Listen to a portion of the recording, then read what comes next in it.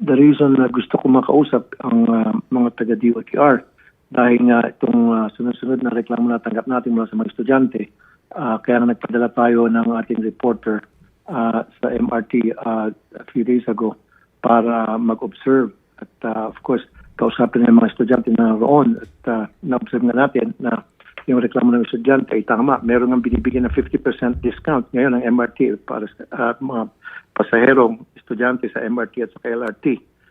Kaso yung 50% discount, a lot of them doesn't avail or don't avail that discount. Yes. Dahil nga raw, Atty. Garrett, yung bang hassle, pipila ka na napakahaba ng pila and then pagdating mo sa unahan ng pila, papipilapin ka ng form, hanapan ka ng ID, hanapan ka ng enrollment card. Yes po. It will take mga 2 minutes or something. So ibang mga estudyante na hassle, malilate na, tinatabla na lang yon. So tumidiretso lang sa machine. That's number one. And then the same thing with the senior citizens. So ang sa akin, suggestion, maglagay ng sariling pila para sa mga estudyante at sariling pila para sa mga senior citizens at PWD. Isa pang nakikitang problema ng ating mga staff na pumunta sa MRT ay karamihan sa mga machines ay sira. At isa pa, bukod pa dyan, yung bagong pera, hindi tinatanggap. So ang nangyayari, pupunta sila sa kahera, pipila sila. Humahaba ngayon ang pila, nagkakadoble-doble na. Yes po. So siguro, it's about time na yung mga machines na yan, papalitan na pwedeng tumanggap ng mga bagong pera. Yes po, Senator. And also, may problema din sa beep card. Mhm. Yung beep card, pagdating ng hapon, nagkakaubusan na. Opo. So, ibig sabihin, limited lang yung beep card na ini-issue Yes po, sir. ng MRT o binibenta. So, ang iba naman kasi nababalitaan natin, nag-hoarding. Mhm. So, bumibili na marami, kaya na, agad-agad naubos, and then binibenta online na may patong na, Opo, which Senator. is not good. So, ang suggestion sana natin dyan, magbenta ng maraming beep card, make it accessible sa lahat, sa mga convenience stores. Nandiyan naman yung 7-Eleven o mga tindahan o mga pawn shop na pwede bumili doon. Yung mga tao na gustong magkabil ng beep card. Nang sa gayon, hindi na haba ang pila at hindi na maubusan. Kasi nga, supply and demand lang yung issue dyan eh. Yes po. Diba? Senator, actually po, ang Beep Corporation, yung AF Payments Consortium po, Senator, has reached out already to our Senate office. Senator, just now, actually, a few minutes po bago tayo umere, they have reached out to our Senate office and are ready to explore solutions daw po with you po, Senator. They will take your Okay. guidance daw po kung ano ang dapat nilang gawin para po masolusyonan ng problema sa beep card, Sen. Nasabi ba nila sa atin kung bakit limited lang yung mga beep cards na piniprint nila o nilalabas nila? Hindi pa po, Sen, pero on our side po, kami po ay nagpadala na initially ng mga queries sa kanila. Siguro, after the contract, sino bang may hawak ng kontrata dyan? After the Yes. contract, i-modernize na natin na sa apps na lang, sa cellphone, parang ginagawa sa ibang bansa tulad ng Hong Kong, Japan, ganun na eh. Tayo lang na naiiwan eh. Pagkuhanan. Diba? So, kumbaga, digitalize na sana. Yes po. Pero I know na kapag digitalize, papalitan yung mga gate doon sa MRT para Yes, maging compatible doon sa mga apps o na nakalagay sa cellphone. Yes po, Senator. That is something dapat pag-aralan na ngayon ng Apo. DOTR for the convenience of the passengers. Opo. Isa pang dagdag napansin ng ating mga staff, Atty. Garrett, Opo, Sen. ay nga maganda na wala nang mga extra pambawas sa ano yun. Wala nang kapkapan, bawas sa pila yun. May mga Coast Guard na armed person Opo. ng Coast Guard, saka may mga K9. However, sa loob, wala. Sa labas lang meron. So, dapat meron pati sa loob. Kasi it will serve as deterrent doon sa mga snatcher, doon sa mga nanghipo, na pagsamantala, etc. So, dapat meron pa rin sa loob. Yun yung gusto ko sana Yes. parating. If our netizens can remember, Senator, last session po or 2 sessions ago, we wrote an official letter to the then Chief PNP Marbil na sana gumawa po sila ng tinatawag niyo pong railway unit kung saan meron Yes. pong dedicated na sumasakay po sa bagon na police. Yes. Ayun po. And papasalamat tayo sa PNP at that time. Pero tama rin ito ginawa ng DOTR since yung Philippine Coast Guard and sa DOTR, so dineputize na nila kanilang Coast Guard, which is okay pa rin sa akin. Wala Opo. ko nakikitang problema doon. But ang gusto ko lang sana madagdagan, kung pwede, sa loob mismo ng bagon. Opo. Kasi ibang dating nun pag merong taga-Philippine Coast Guard na uniforme, palakad-lakad at may armas, maging deterrent yun doon Yes sa po, mga masasamang loob, masasamang elemento. Yun. In the absence of that, hanggang ngayon daw, meron pa rin mga nag-i-snatch yan. Opo. Meron pa mga snatcher.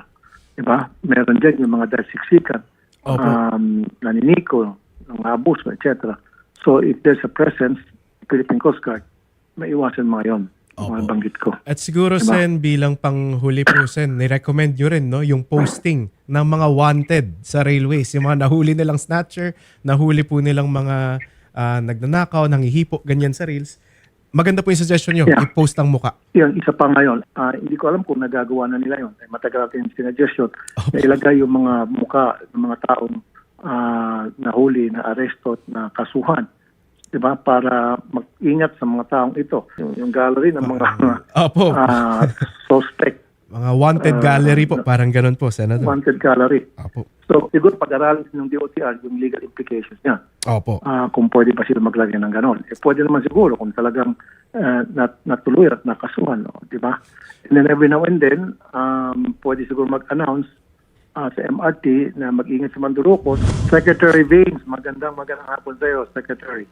Sir. Magandang hapon po, Senator. Magandang hapon po. Napatawag po kami kasi nga po recently nagpadala kami ng staff RTI sa MRT. Meron na po kami na mga napansin. Salamat po doon sa 50% discount na binibigay sa mga estudyante. Kaya lang hindi po lahat ng estudyante nag-avail dahil nakita nila po hassle, mahaba sa pila, mahaba ang pila at pagdating sa unahan ng pila, they have to fill up a form, they have to show yung enrollment card, ID, etc., which will take 2 minutes, sometimes even 3 minutes. So yung iba nahiya na lang kasi ayaw nilang holding up the line. Yung iba naman hassle, malalate na, hindi na inabil. Baka pwede yun natin mapa-fast track yun, gawa tayo ng exclusive na pila para sa mga estudyante nang sa gayon mapabilis yung proseso po, Secretary. Senator, maraming salamat po sa observation. Very important po yan.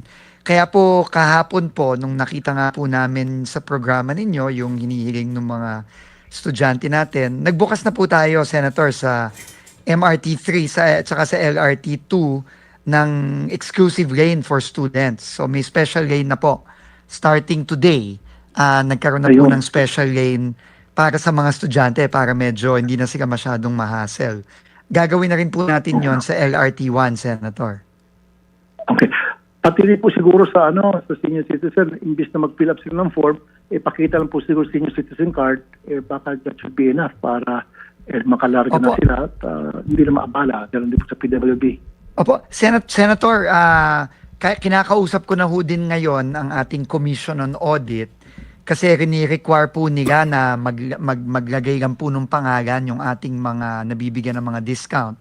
Pero sinabi ko nga po, baka pwedeng kahit picturean na lang po yung kanilang mga ID para po mas mapadali. Kasi rini-require po ng COA, unfortunately, Senator, medyo ako po yung nakikipag-usap ngayon sa COA para hindi na nila i-require yon.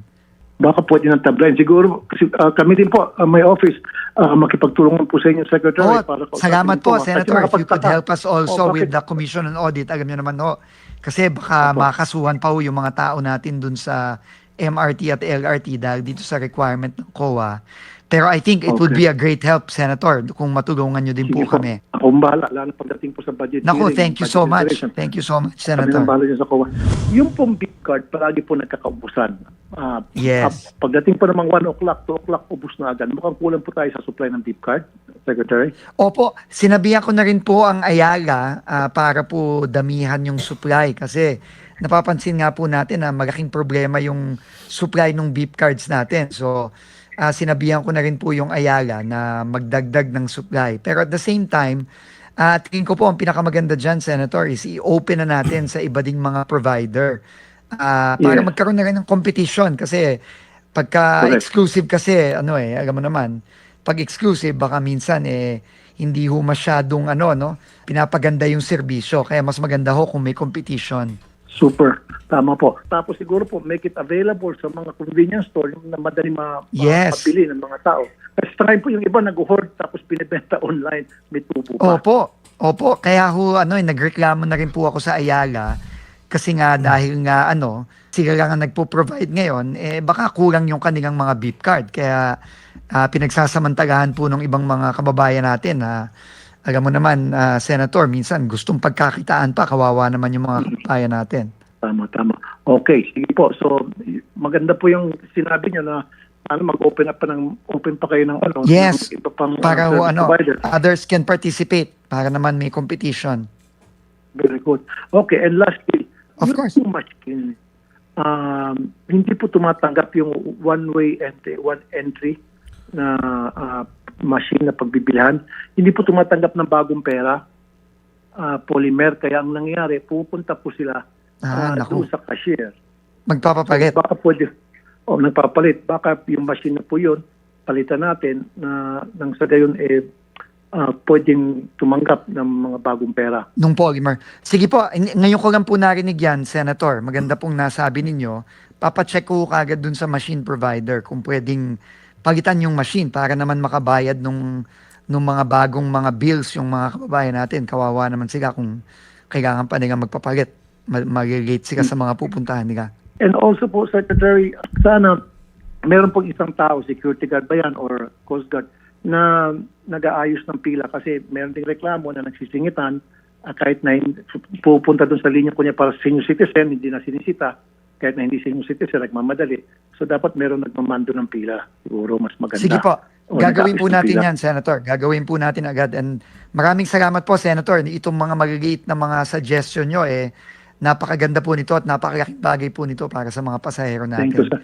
Kaya we Thank you. And will implement them as soon as possible po, Senator. Thank you po. And lastly po, Sec, tama lang yung ginawa nyo na dineputize ng Coast Guard kasi ano yun sa DOTR kasi dati kami po ay nag-request sa PNP na maglagay ng mga roving police sa mga MRT stations. Nangyari po yun. Pero nung pag-upo nyo, okay lang po yun. Nilagay yung mga armed personnel ng Philippine Coast Guard with K9.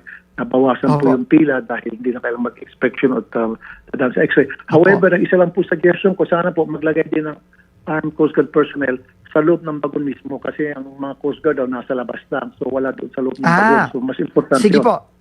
Sige po, magpapalagay po tayo ng ng mga personnel din natin sa bagon. Oo, para baka kasi may mga nangyayari pang nakawan dyan para naman matakot yung mga may balak na masama. Yes. Magiging deterrent po yun. Kasi Tama po. Importante po yung deterrent. Maganda pong suggestion yun, Senator. We will do that right away. Anyway, marami naman po tayong mga Coast Guard personnel dyan. So, pwede po tayong mag-deploy sa loob din. Ayun. Kaya yan ang sinasabi namin ni Attorney Garrett kanina. Secretary Viz, napakagaling mo at napakabilis na umaksyon. Madali kang kausap. Salamat, Secretary Viz. Hindi po, Senator. Ang ganda po ng mga suggestion yon. Malaki pong tulong sa mga kababayan natin yan. Kaya we're more than happy po to take the suggestions and to implement them right away. Thank you, Secretary Viz. Thank you. Okay. Thank you din po, Senator. May mga nagko-comment. Yes, Maganda naman yung suggestion nila. Bakit hindi natin gayahin sa Hong Kong na meron tinatawag na octopus card na pwede sa MRT, pwede rin sa mga bus. Mahirap mangyari yun sa Pilipinas dahil hindi naman gobyerno yung nagpapatakbo ng bus system natin.